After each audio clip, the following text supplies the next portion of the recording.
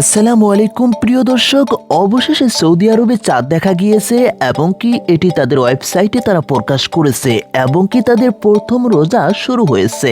তাহলে বাংলাদেশ থেকে কবে শুরু হতে যাচ্ছে পহেলা রমজান, এ নিয়ে থাকছে একদম নির্ভরযোগ্য গুরুত্বপূর্ণ তথ্য আজকের ভিডিওতে।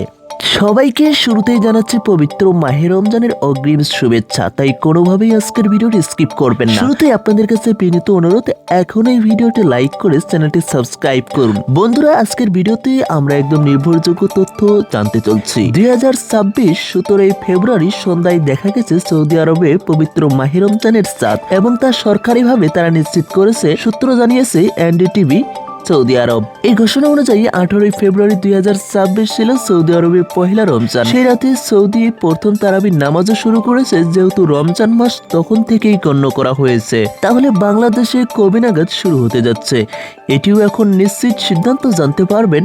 বাংলাদেশে রমজান শুরু ও প্রথম তারাবির সিদ্ধান্ত জাতীয় চাঁদ দেখা কমিটির ওপর নির্ভর করে। তবে এটা এখন স্পষ্ট 18 ফেব্রুয়ারি 2026, যেহেতু পহেলা রমজান শুরু হয়েছে সৌদি আরবে, তাই 18 ফেব্রুয়ারিতে বাংলাদেশে চাঁদ দেখা সম্পূর্ণ হবে। চাঁদ দেখা না গেলেও 18 ফেব্রুয়ারি বাংলাদেশে চূড়ান্ত ঘোষণা জানানো হয়েছে, পহেলা তারাবি অনুষ্ঠিত হবে এবং 19 ফেব্রুয়ারি 2026 প্রথম রমজান অর্থাৎ রহমতের প্রথম রোজা শুরু হবে বাংলাদেশ থেকে। যদিও আন্তর্জাতিক জ্যোতির্বিজ্ঞান ধারণা এবং প্রতিবেশী দেশগুলোর সিদ্ধান্ত কিছুটা ভিন্ন হতে পারে, তারপরেও বাংলাদেশের চাঁদ দেখা কমিটি যেটাই ঘোষণা করবে সেটাই চূড়ান্ত হিসেবে ঘোষণা করা হবে। রমজান মাস সাধারণত 29 বা 30 দিন চাঁদ দেখার উপর নির্ভর করে। যদি এই রমজানটি 29 দিনে হয়ে থাকে তাহলে রমজান শেষ হবে 17 মার্চ 2026 আর ঈদ উল ফিতর অনুষ্ঠিত হবে 18 মার্চ 2026 শুক্রবার। তবে এটার সম্ভাবনা 10%, কেননা শুক্রবারে কখনো পবিত্র ঈদ উল ফিতর উদযাপিত হয় না।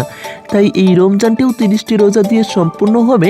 30টি রমজান দিয়ে সম্পূর্ণ হলে ঈদ উল ফিতর অনুষ্ঠিত হবে নিশ্চিতভাবে 18 মার্চ 2026 আর এই ঈদ উল ফিতর হবে 19 মার্চ 2026। এই দিনগুলো সম্ভাব্য কিছুটা চাঁদ দেখার উপর নির্ভর করে।